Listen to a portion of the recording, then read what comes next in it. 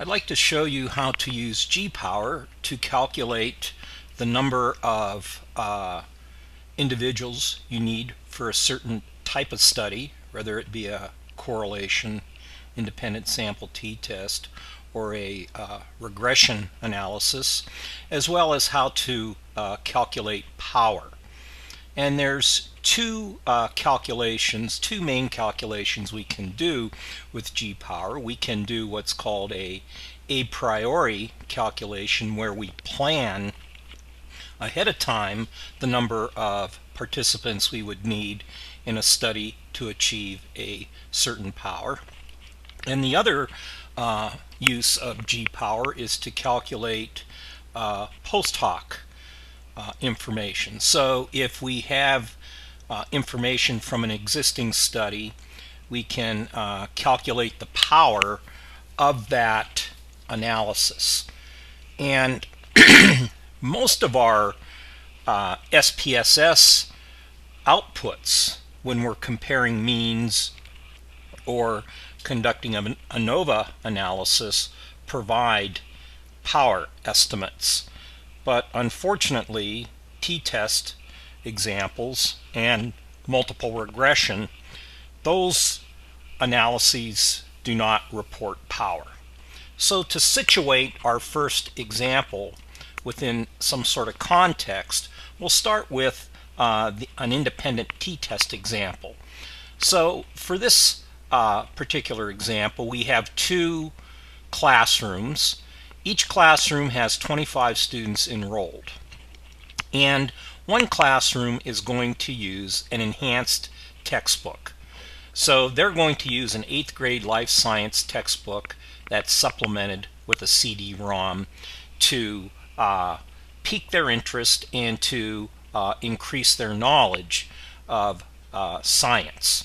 And then the other classroom will use the traditional textbook that does not or is not accompanied by the CD-ROM enhancement, the videos and other sorts of activities. And so what the instructor did was he picked one unit and compared his class, who are using the enhanced textbook, to the class using the traditional text on their unit quiz.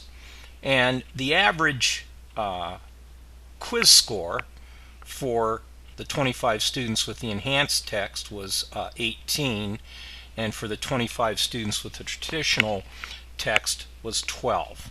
And the standard deviation for both groups was 10.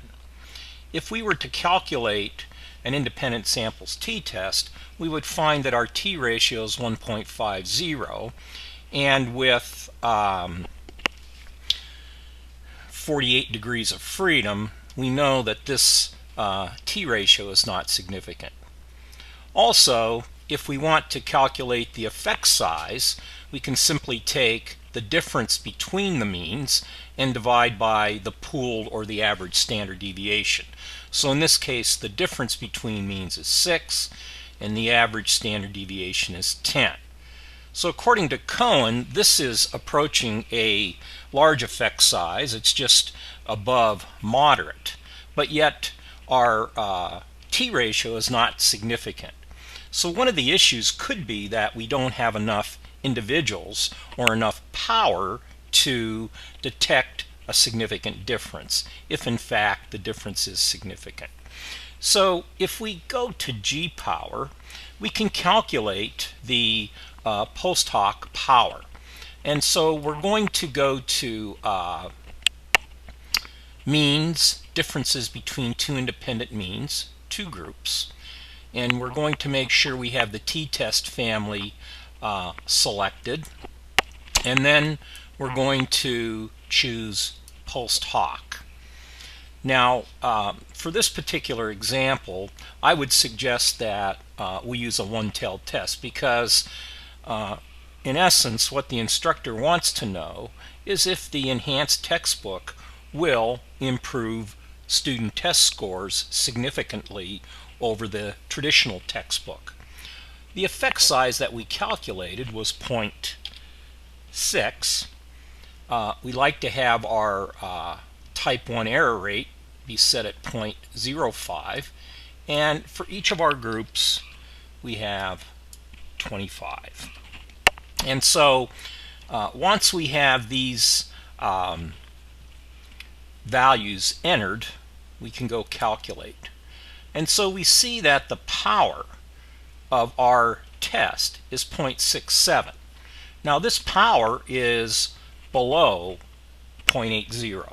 So if we want to achieve a power of 0.80 to ensure that our result is in fact not significant, or if that 0.6 of a standard deviation unit is different, then we need to increase the numbers in our group.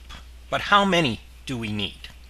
So if we go to a priori, now we have again a one-tailed test. We have our effect size at 0.6, and as I said, we want our power to be 0.80, and we can just ignore the allocation ratio. What this means is that our allocation ratio is considering equal participants in each group. So if we go to calculate, then we can see that to achieve a power of 0.80, which is our minimum power, we're going to need 72 total participants, or 36 individuals per group.